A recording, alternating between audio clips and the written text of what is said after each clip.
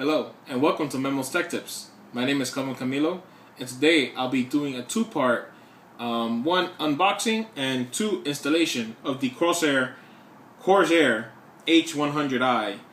This is a closed-loop system from Corsair, and this is the second generation. The first generation was the H100, which was good, and this is better. So let's get through this unboxing real quick. And first, so this is catered definitely to the enthusiast or to the person that just needs more cooling in their CPU. I have a stock cooler on my processor here, which I hate, and I don't usually run a stock cooler, but I just didn't have the money to get a aftermarket. And I have a 3770K Intel i7.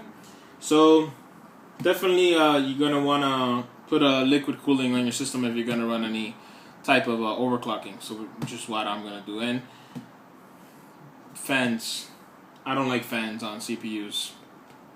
They look ugly. So let's get through this. So this supports Intel, AMD, anything within 7-8 years from now, from before. This definitely supports it. This brings brackets, screws, fans, the radiator. So in the back we have some statistics here. Performance, Intel 3770K. This is basically a graph of them comparing it to a Intel box cooler, and it says in a 100% load at 4.6 gigahertz at an ambient room temperature of 25 degrees Celsius, the H100i ran at 47, kept the CPU at 47.94 Celsius. And the Intel box cooler failed. And they should compare themselves to another liquid cooling system like Thermaltake or SwiftTech, because of course the fan is going to fail and not the liquid cool solution. That's the point of a liquid cool solution, for it not to fail. So sockets Intel LGA 1155, 1156, 1366, and 1211. AMD, AM2, AM2, AM3, FM1, sockets, Intel's Pentium, Celeron, Core i5, i7, i3, Sandy Bridge, Ivy Bridge, AMD, Athlon 64, Phantom 1, Phantom 2, Athlon 2, all those. You can this can support it. So this comes with the H100 Series I inside. That's the radiator. Two 120mm fans, static pressure fans, which push more air through a much denser filter. Not like regular fans that have trouble pushing air through like an object. Magnetic mounting brackets, and I'll show that in the installation video. I'll show that actually now. And the mounting hardware, which means the screws, all the adapters, quick start guide, and the Corsair link cable. So you can control the fan speeds, temperatures, lighting, all from the Corsair Commander on the desktop. And that's about it. Some dimensions, noise ratios, whatnot, and that's it. So let's open her up. Alrighty. So here we have some, of course, like always, warranty information, Corsair solution guides. So from memory to SSDs to cases to power supplies, they have everything. I have their RAM, which is awesome. Stop, do not return this product to the store. Don't return the product to the store. They don't want you to return it in case it's defective. They want you to call them, but it's up to you. So we have the quick installation guide, extreme performance liquid CPU cooler, and we have the Intel, how to install an Intel, and how to install on AMD, because there are different. So they show everything, nice detail about I want to say 4 or 5 languages. So not bad, 4 or 5 languages. That covers pretty much, not everything, but pretty much the main ones. I'm pretty sure France, French, English. I have no Spanish. Some other ones there, German maybe. So I'm going to cut this out of the video. I'm going to spread everything out on the table, and I'll be back. And welcome back, ladies and gentlemen. So I have removed everything from the box, and I've laid it out on my table here. So I'm just going to go really quick and go through the products. So let's start with screws. Whatever. So we have a bunch of screws here, and of course, okay. So these are definitely hold on a sec. There we go. So these come with everything you will need. Whoa, where are you going? Hey, stay here. He's shy. He's camera shy. So you have everything you want to install this on any CPU you have. So you have the fan screws, you have your thumb screws here, washers. So pretty much everything. These will go like these are off mounts. These are for the Intel board, and for the there's a difference between the 1211 and the 1155 and the 1156 ones, because the 1211 doesn't require a back mount. So the back mounts are these right here. So we have the back mounts. Let me adjust my light here because I think it's too much light. No, that's too little bit light. Okay. So these are the mounts. So this one's for the Intel. This one goes in the back of the board. I'm going to show that in my installation video. So this one you put in the back of the board. So it comes out like that from the back. And then you put this with this. So basically the magnetic mount that they were talking about is you basically put it like that. Let me take off this cap right here. So there you go. Now it's literally on there by magnetic. You see it? Right, there we go. You see? So you can go from that. So if you're like if you have a workbench like I'm about to set up also, so you could change from that to the AMD one if you're gonna be using this. Boom, really fast, really nice. So you can go from that to the other one really fast. And you don't need more screws, because before, to put that on this, you needed some screws.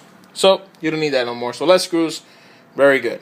So that's the mounts, and this is the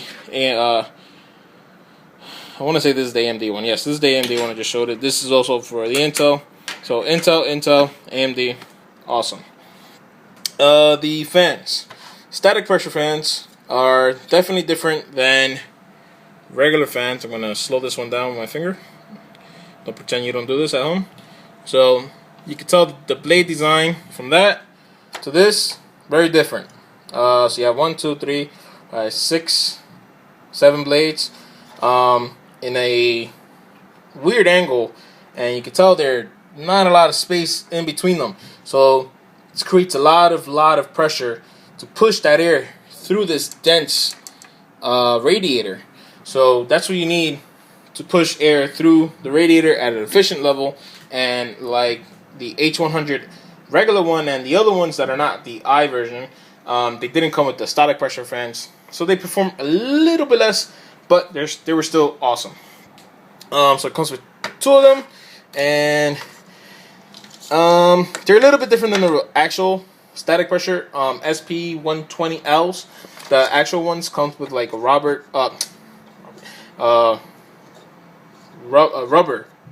grommet here. I guess that's for noise, and like they come with 3 color rings: white, blue, red. Color rings. I guess you can match it up with your case if you want to. But whatever, those come with that, and you can also put any fans you want. They have a lot of static pressure fans on the market, and you can put any one you want. So and they come black sleeved. So not black sleeved, but they're black cables. So difference, this is black sleeved, so you can tell my cables are like yellow and black, but the sleeve is black. So these are actual black cables, so they don't require a sleeve. So very good. I love Corsair because they do that. They keep everything nice and appealing. So let's move on. This is by the way, these are 3-pin connectors, so definitely 3-pin. These screws are very camera shy. Let's move those to the side. So then we have these are the fan connectors you put on the pump over here, and I will show you that in the installation video. Well, I'll show you that real quick right now. So you put them. This is the problem with not having an actual camera. Hold on. Where's the thing? Oh, you put them there. You connect it there, and then you connect the fan to there, and you can control the fan speeds through the Corsair command software. So you can connect. So this comes with 2 connectors, but each connector holds 2 of them, so that's 4 fans. It only brings 2 of them, but you can.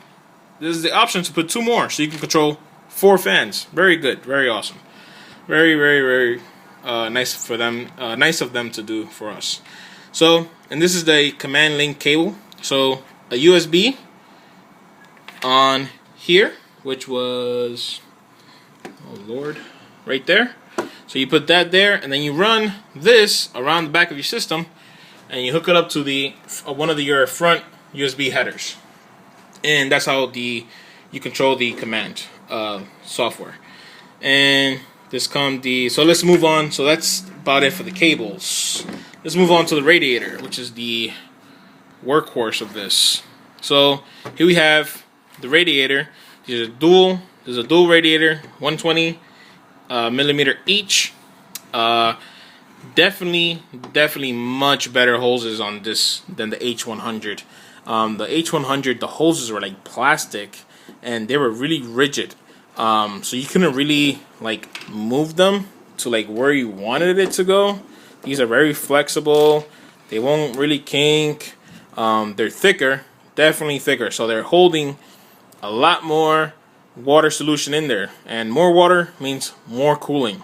So that's definitely a plus. And you have the holes on this side, but you also have holes on the other side. So if you want to do 2 fans on this side, 2 fans on the other side, pull solution, you could definitely do that. Move my light one more time. Gotta adjust my setup here.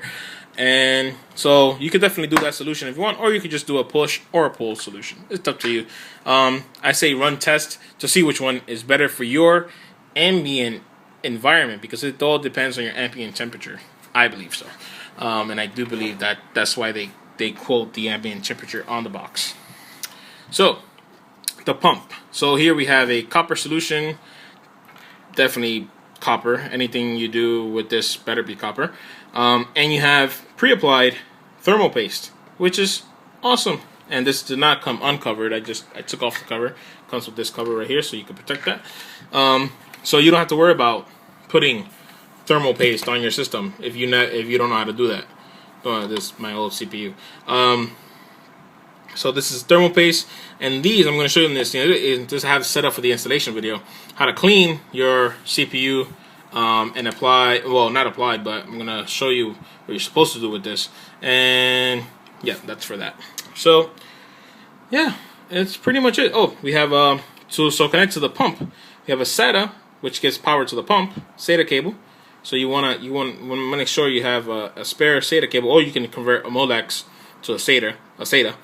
And you have it's a 3-pin, but it's actually 1 cable in there, and that's just basically it's sending the RPMs of the pump to your motherboard, but it's also tricking your motherboard and thinking that it actually has a fan on there.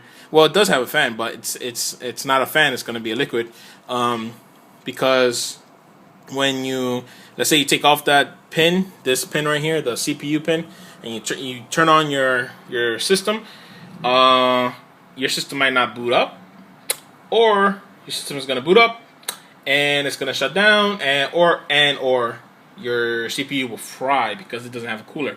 So this is just to trick BIOS, basically your BIOS software inside. So yeah, that's pretty much it. It looks awesome. I definitely installed my share of Corsair all-in-one solutions. You also have the open solutions, not from Corsair, but you can custom make your solutions. And SwiftTech is going to come out with one that's closed loop but customizable open loop system. So you can make it open loop or closed loop. Very, very awesome. I will be doing that video as soon as that comes out. That was at CES 2013, which was a week ago. It just finished. So definitely I'm going to be taking a look at that. I might replace this with the SwiftTech, and I might just use this for my other PC. That's basically it. You have any cost? Oh, what's that? Oh, that was the alarm I had set up to finish the video. So thank you very much for watching this video on the H100i from Corsair. And you have any questions, comments, or concerns, you can definitely leave them on the video. Please like, share, favorite this video, and stay tuned for part 2 where I'm going to install this on that. Take care.